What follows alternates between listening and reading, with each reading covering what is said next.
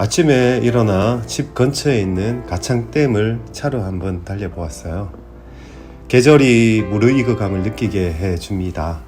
그리고 가을은 확실히 많은 생각을 해주게 되기도 하는데요. 오늘은 자신이 인생을 살면서 아직도 자신은 저 자신입니다. 서투른 사과라는 내용에 대해 한번 생각해 보았습니다.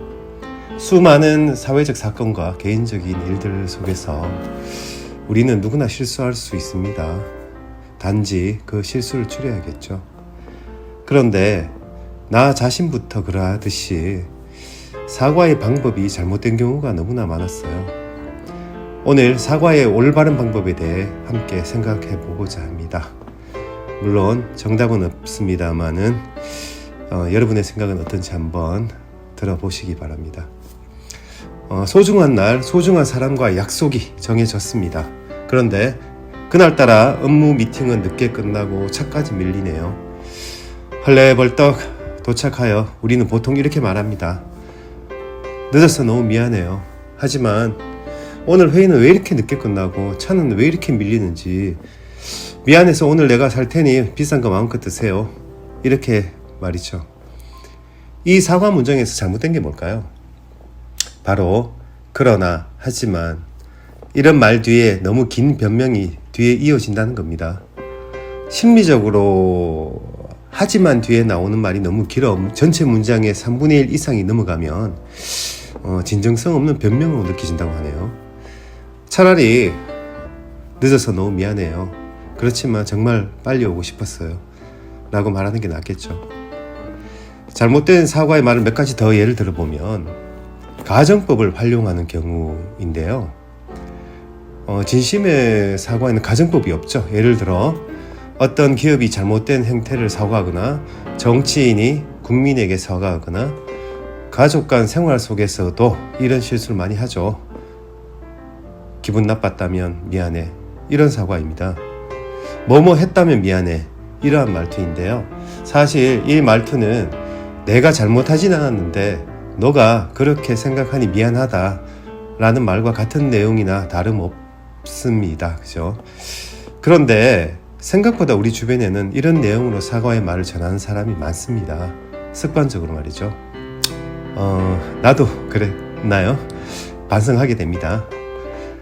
이 말이 더 부정적인 이유는 사과하는 사람이 마치 더 우위에 있는 듯한 느낌을 준다는 겁니다. 나는 마음이 넓어 사과하니 속 좁은 너가 빨리 깨달아라. 이렇게 받아들여질 수 있다는 거죠. 여러분께 불편을 끼쳐드렸다면 사과드립니다. 이런 표현이 과연 올바른 사과인지 생각해 볼 필요가 있습니다. 사과의 방법을 하나 더 말씀드리면 가능하다면 보상의 의지를 명확히 빠르게 밝히는 것도 좋은 방법입니다. 물론 보상 가능해야 하겠지요. 일반적으로 음식점의 예를 들어보면 손님이 주문한 음식 속에서 이물질이 발견되었어요. 이때 점주께서는 빠르게 너무 죄송합니다. 다시는 이런 일이 없도록 노력하겠습니다. 음식을 새로 내어드리고 서비스로 원하시는 메뉴를 하나 더 드리고자 하는데 혹시 괜찮으신지요? 물론 이런 사과가 언제나 통하는 것은 아니죠. 그러나 그 대상이 일반적인 사람이고 상식적인 경우에는 재빠른 사과의 표시를 적절한 보상으로 하는 것이 가장 좋을 수 있습니다. 이것은 재발 방지를 위한 의지로도 보이기 때문이죠. 그리고 부록으로 사과의 방법에 대해 하나 더 말씀드리면 가장 어려운 사과가 사랑에 관한 사과일 거라고 봅니다. 영화 러브스토리에 이런 명대사가 있죠. 사랑은 미안하다고 말하는 게 아니에요. 네, 참 어렵습니다.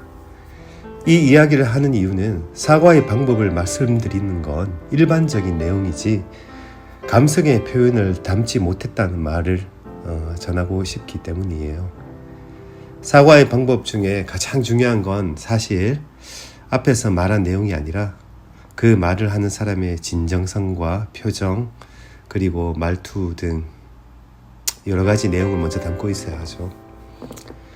오늘은 사과의 방법에 대해 한번 생각해 보았습니다. 언택 시대 드라이빙 코스를 활용해서 가을의 기분을 만끽해 보시는 계절 되시기 바랍니다. 감사합니다.